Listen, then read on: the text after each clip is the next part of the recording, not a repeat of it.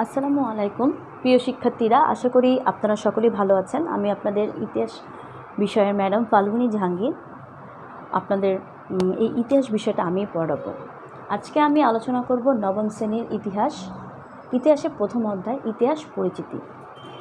এই ইতিহাস পরিচিতির যে গুরুত্বপূর্ণ টপিকসগুলো আমি আপনাদেরকে আলোচনা করব সেগুলো হচ্ছে ইতিহাস ও ঐতিহ্যের ধারণা, ইতিহাসের উপাদান, ইতিহাসের বিষয়বস্তু, ইতিহাসের স্বরূপ, ইতিহাসের পরিসর, ইতিহাস পাঠের প্রয়োজনীয়তা। আজকে আমি এই গুরুত্বপূর্ণ টপিকসগুলো আপনাদের সামনে স্বল্প পরিসরে বোঝানোর চেষ্টা করব। আসুন তাহলে প্রথমেই আলোচনা করি ইতিহাস ও ঐতিহ্যের ধারণা।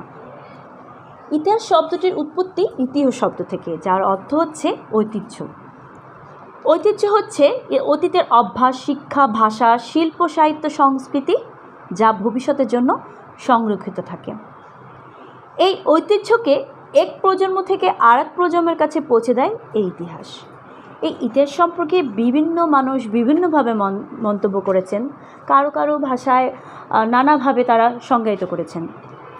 যেমন বিভিন্ন ঐতিহাসিক ইতিহাসকে নানাভাবে সংজ্ঞায়িত করেছেন। তার মধ্যে গুরুত্বপূর্ণ কয়েকজন ঐতিহাসিকের সংজ্ঞা আমি আপনাদের সামনে তুলে ধরব। ইতিহাসবিদ E.H. কারের ভাষায় ইতিহাস হলো বর্তমান ও অতীতের মধ্যে এক অন্তহীন সংলাপ, মানে হচ্ছে বর্তমান অতীতের মধ্যে একটি অন্তহীন সংলাপ। ঐতিহাসিক ডক্টর জনসনের মতে যা ঘটে যায়, যে ঘটনাটাই ঘটে যায় সেটাই হলো ইতিহাস। ইতিহাস শব্দটির সন্ধি বিচ্ছেদ করলে আমরা পাই হচ্ছে ইতিহ প্লাস আস, যার অর্থ এমনই ছিল বা এরূপ ঘটেছিল। গ্রিক শব্দ হিস্টোরিয়া থেকে এই ইংরেজি শব্দ হিস্টোরি শব্দটির উৎপত্তি, যার বাংলা প্রতিশব্দ হচ্ছে ইতিহাস।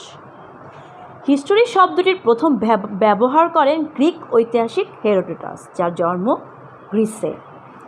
তিনি সর্বপ্রথম 5ম শতকে এই ইতিহাস শব্দটির উৎপত্তি ঘটান। আমাদের আধুনিক ইতিহাসের জনক হচ্ছেন জার্মান ঐতিহাসিক লিওপোল্ড ফন ওয়াঙ্কে। তিনি মনে করেন প্রকৃতপক্ষে যা ঘটেছিল তার অনুসন্ধান ও তার সত্য বিবরণই ইতিহাস। সুতরাং ইতিহাস হচ্ছে মানব সভ্যতার বিবর্তনের সঙ্গে সম্পর্কিত বিভিন্ন কর্মকাণ্ডের ধারাবাহিক ও সত্যনিষ্ঠ বিবরণ। সঠিক ইতিহাস সময়মতো সত্যকে নির্ভর করে রচিত। আসুন তাহলে এবার আমরা ইতিহাসের উপাদান সম্পর্কে আলোচনা করি।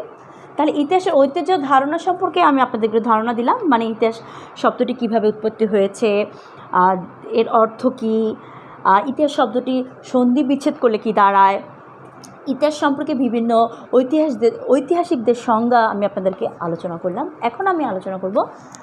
এখন আমি আপনাদের সামনে তুলে ধরব ইতিহাসের উপাদান হচ্ছে দুটি।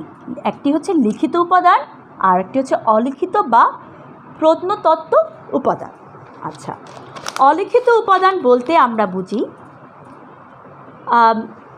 ইতিহাস রচনার লিখিত উপাদানের মধ্যে রয়েছে, যেহেতু এখন আমি আপনাদেরকে বলেছি ফার্স্টেই ইতিহাসের উপাদান হচ্ছে দুটি, লিখিত উপাদান আরেকটি হচ্ছে অলিখিত উপাদান।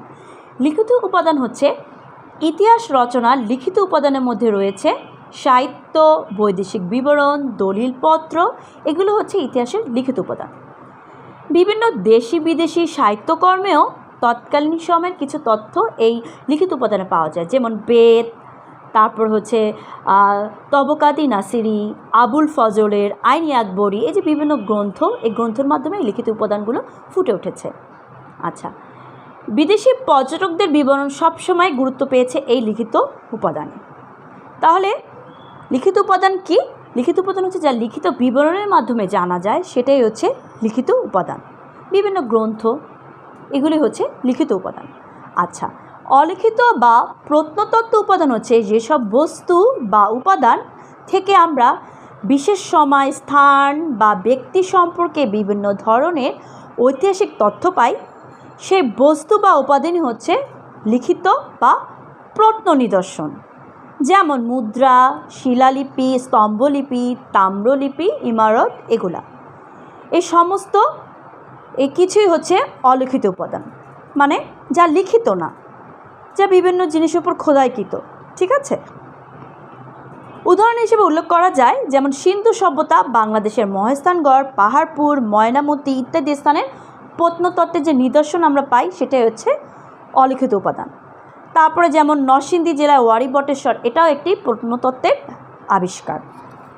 তাহলে লিখিত অলিখিত উপাদানটা আমি আপনাদেরকে বুঝাতে পেরেছি। লিখিত উপাদান হচ্ছে যেটা লিখিতভাবে পাওয়া যায়, আর অলিখিত উপাদান হচ্ছে বিভিন্ন প্রত্নতাত্ত্বিক নিদর্শন। এখন আমি আলোচনা করব ইতিহাসের প্রকারভেদ। ইতিহাসের প্রকারভেদ হচ্ছে দুইটি: ভৌগোলিক অবস্থানগত দিক বা ভৌগোলিক অবস্থানগত ইতিহাস, আর হচ্ছে বিষয়বস্তুগত ইতিহাস। আচ্ছা, এখন তাহলে আসেন ভৌগোলিক অবস্থানগত দিক সম্পর্কে আলোচনা করি। যে বিষয়টি ইতিহাসে স্থান পেয়েছে তা কোনো প্রেক্ষাপটে রচিত, স্থানীয়, জাতীয় না আন্তর্জাতিক। এভাবে ভৌগোলিক অবস্থান দিক থেকে শুধু বোঝার সুবিধার্থে ইতিহাস মানে মোট কথা যা ভৌগোলিক অবস্থান দিক দিয়ে গড়ে উঠেছে, যা জাতীয় আন্তর্জাতিক না, রাজনৈতিক না, বিভিন্ন দেশের ভৌগোলিক অবস্থানের প্রেক্ষাপটকে কেন্দ্র করে গড়ে উঠেছে, সেটাই হচ্ছে ভৌগোলিক অবস্থানগত ইতিহাস, যেখানে শুধু স্থান পাবে বিভিন্ন দেশের ভৌগোলিকগত অবস্থান নিয়ে আলোচনা। আচ্ছা, এখন আমরা আলোচনা করব বিষয়বস্তুগত ইতিহাস। তাহলে ভৌগোলিক অবস্থানগত ইতিহাস যা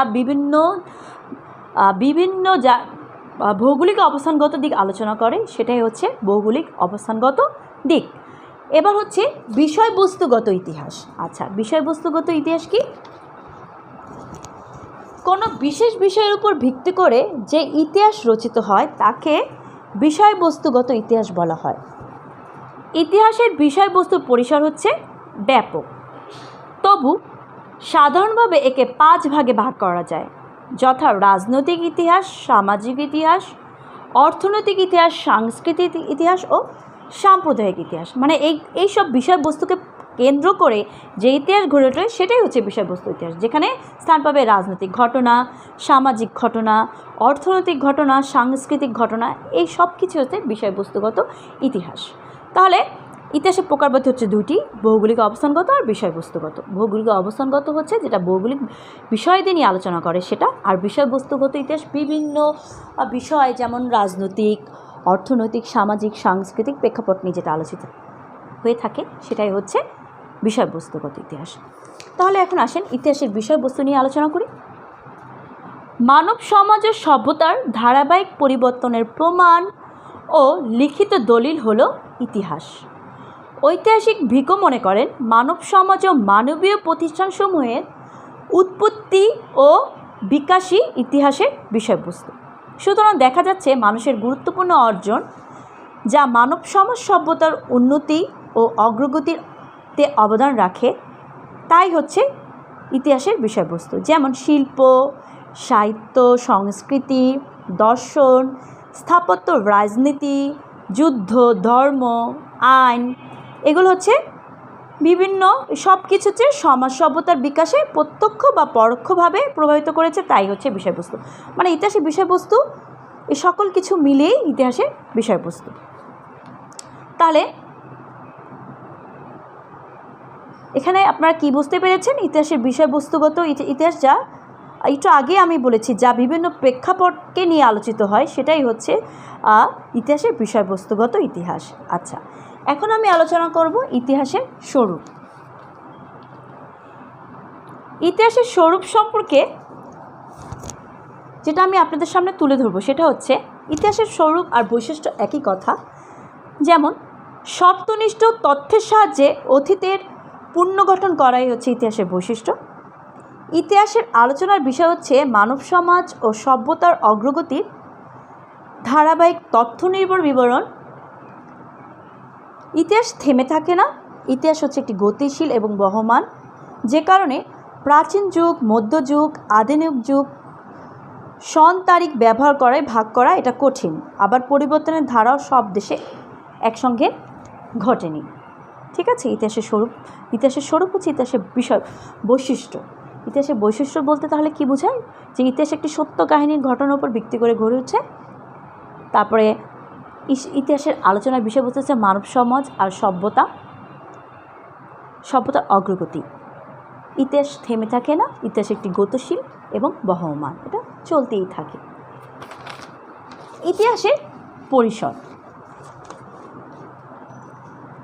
ইতিহাসের পরিসর হচ্ছে মানুষ কর্তৃক সম্পাদিত সকল বিষয় ইতিহাসের আওতাভুক্ত। মানুষের চিন্তাভাবনা, পরিকল্পনা, কার্যক্রম যত শাখা প্রশাখায় বিস্তৃত হবে, ইতিহাসের পরিসরও তত বিস্তৃত হবে। যেমন প্রাগৈতিহাসিক যুগের প্রথম পর্বের মানুষের কর্মকাণ্ড প্রথমে কী ছিল? খাদ্য সংগ্রহের মধ্যে কিন্তু সীমাবদ্ধ ছিল। পরে মানুষ কী করেছে? প্রথমে মানুষ খাদ্য সংগ্রহ করত, তারপরে ফলমূল, সেটা খাওয়ার পরে সেই বীজগুলা এখানে সেখানে ফেলে রাখতো, সেখান থেকে কী করতো? আবার গাছ হতো, সেখানে আবার ফলমূল হতো, সেখান থেকে তারা ধারণা লাভ করে। এরপরে মানুষ পাথরে পাথরে কী করে? ঘষা দেয়, দেখে আগুন জ্বলে ওঠে, তখন তারা আগুন আবিষ্কার করে। এভাবে কিন্তু ডে বাই ডে ইতিহাসের পরিসর বিস্তৃত হচ্ছে, তাই না? সেভাবেই মানুষের জ্ঞান চর্চাও বৃদ্ধি পাচ্ছে, মানুষের মেধারও কী হচ্ছে? বিকাশ ঘটছে। সময়ের বিবর্তনের সঙ্গে সঙ্গে ইতিহাসের চর্চা ও গবেষণার বৈজ্ঞানিক পদ্ধতিও কিন্তু বিভিন্নভাবে বের হয়েছে। মানে সময়ের বিবর্তন যত আস্তে আস্তে ডে বাই ডে অগ্রগতি হচ্ছে, ইতিহাসের পরিসরও বিস্তৃত হচ্ছে এবং সেটা বৈজ্ঞানিকভাবেও সেটা কী হচ্ছে? বিশ্লেষিত হচ্ছে। 19 শতকে শুধু রাজনৈতিক ইতিহাসের বিষয় হলেও 19 শতকে ইতিহাস শুধু রাজনৈতিক বিষয় নিয়ে আলোচনা হতো। আস্তে আস্তে সেটা কি হয়েছে? অর্থনীতি, সমাজ, শিল্পকলা, সংস্কৃতি সব কিছুই আলোচিত হচ্ছে। এভাবে ইতিহাসের পরিধি আর পরিসর বিস্তৃত হচ্ছে। প্রথমে কী ছিল? রাজনৈতিক বিষয় নিয়ে আলোচনা হতো, এরপর আস্তে আস্তে অর্থনৈতিক, শিল্পকলা, সংস্কৃতি সকল বিষয় আলোচিত হচ্ছে। আর এভাবে ইতিহাসের পরিসরও বিস্তৃত হচ্ছে। তাহলে ইতিহাসের পরিসর কী? মানে ইতিহাসের পরিসর হচ্ছে মানুষ কর্তৃক সম্পাদিত সকল বিষয়বস্তু হচ্ছে ইতিহাসের আওতাভুক্ত, এবং সেটা মানুষের সমস্ত কর্মকাণ্ড মানে ইতিহাসের পরিসর কিন্তু একদিনই সৃষ্টি হয়নি, এটা ডে বাই ডে, দিনের পর দিন এটার পরিসর বিস্তৃত হচ্ছে। এখন আমি আলোচনা করব ইতিহাস পাঠে প্রয়োজনীয়তা। মানব সমাজ ও সভ্যতার বিবর্তনের সত্য নির্ভর বিবরণ হচ্ছে ইতিহাস, তাই না? এ কারণে জ্ঞানচর্চার শাখা হিসেবে ইতিহাসের গুরুত্ব কিন্তু অপরিসীম। ইতিহাস পাঠ মানুষকে কী করে? অতীতের পরিপ্রেক্ষিতে বর্তমান অবস্থা বোঝাতে, ভবিষ্যৎকে অনুমান করতে সাহায্য করে। ইতিহাস পাঠের ফলে মানুষের পক্ষে নিজের ও নিজ দেশ সম্পর্কে মঙ্গল অমঙ্গলের পূর্বাভাস পাওয়া সম্ভব। এই ইতিহাসটা পাঠ করেই মানুষ কিন্তু নিজের সম্পর্কে, নিজের দেশ সম্পর্কে ভালো মন্দ বিশ্লেষণ করার একটা জ্ঞান লাভ করে। সুতরাং দেশ ও জাতির স্বার্থে এবং ব্যক্তির প্রয়োজনে ইতিহাস পাঠ খুবই জরুরি। ইতিহাস মানুষের জ্ঞান ও আত্মমর্যাদা বৃদ্ধি করে, সচেতনতা বৃদ্ধি করে, দৃষ্টান্তের সাহায্যে শিক্ষা দেয়। ইতিহাসের ব্যবহারিক গুরুত্ব অপরিসীম। মানুষ ইতিহাস পাঠ করে অতীত ঘটনাবলীর দৃষ্টান্ত থেকে শিক্ষা নিতে পারে। অতীতে কী ঘটে গেছে, কোনো একটা খারাপ ঘটনা ঘটে গেছে, সেটা থেকে মানুষ একটা শিক্ষামূলক, দৃষ্টান্তমূলক একটা জ্ঞান অর্জন করতে পারে। ইতিহাস শিক্ষা বর্তমানের প্রয়োজনে কাজে লাগানো যেতে পারে। ইতিহাস দৃষ্টান্তের মাধ্যমে শিক্ষা দেয় বলে ইতিহাসকে বলা হয় শিক্ষণীয় দর্পণ। ইতিহাস জ্ঞান মানুষকে সচেতন করে তোলে। উত্থান পতন এবং সভ্যতার বিকাশ ও পতনের কারণগুলো জানতে পারলে মানুষ ভালো মন্দ পার্থক্যটা বুঝতে পারে, ফলে সে তার কর্মের পরিণতি সম্পর্কে আরও সচেতন হয়ে ওঠে। ইতিহাস পাঠ করলে বিচার বিশ্লেষণের ক্ষমতা বাড়ে, যা দার্শনিক দৃষ্টিভঙ্গি তৈরিতে সাহায্য করে, ফলে জ্ঞান ও চর্চার প্রতি আগ্রহ জন্মায়। তো প্রিয় শিক্ষার্থীরা, আমি আপনাদেরকে আজকে আলোচনা করলাম এই যে বিষয়গুলো আমি আপনাদেরকে আলোচনা করলাম, আশা করি আপনারা ভালো মতো এটা বুঝতে পেরেছেন। পরবর্তী ক্লাসে আমি এটি সম্পর্কে আরও ডিটেলস আপনাদের আলোচনা করব। আপনারা আশা করি আমার ক্লাসটা আপনাদের ভালো লেগেছে। আপনাদের আবারও বলছি, ইতিহাস ও ঐতিহ্যের ধারণা এই সম্পর্কে আপনারা নিজেদের পাঠ্য বইতেই ভালো পাবেন, একটু ভালো করে একটু জ্ঞান অর্জন করবেন। ইতিহাসের লিখিত অলিখিত উপাদান সম্পর্কে আপনাদের পাঠ্য বইতে খুব সুন্দর করে ডিটেলস দেওয়া আছে, সেটাও আপনারা ভালো করে দেখে নেবেন। আর এখান থেকে ইতিহাসের বিষয়বস্তু, ইতিহাসের স্বরূপ, ইতিহাসের পরিসর, ইতিহাস পাঠের প্রয়োজনীয়তা আমি তো আপনাদেরকে আলোচনা করে দিলাম, তারপরে আপনারা একটু আমার এই আলোচনাটা খেয়াল করবেন এবং সাথে সাথে আপনাদের পাঠ্য বইটাও একটু খেয়াল করবেন। আশা করি আপনারা আজকে আমার আলোচনা আপনাদের ভালো লেগেছে। আপনারা মনোযোগ সহকারে পড়াশোনা করবেন। দেশের যে পরিস্থিতি, বাইরে বেরোবেন না, ঘরে থাকবেন আর একটু পড়াশোনা করবেন। পড়াশোনা ছাড়া কোনো বিকল্প নেই। জীবনে অগ্রগতির সাফল্যে পৌঁছতে হলে অবশ্যই পড়াশোনা করতে হবে। পড়াশোনা করলেই তো আপনি আপনার কাঙ্ক্ষিত সাফল্য অর্জন করতে পারবেন। আশা করি আমার ক্লাসটা আপনাদের ভালো লেগেছে। নেক্সট ক্লাসের অপেক্ষা থাকবেন। ততদিন পর্যন্ত ভালো থাকবেন। হ্যাঁ, আল্লাহ হাফেজ।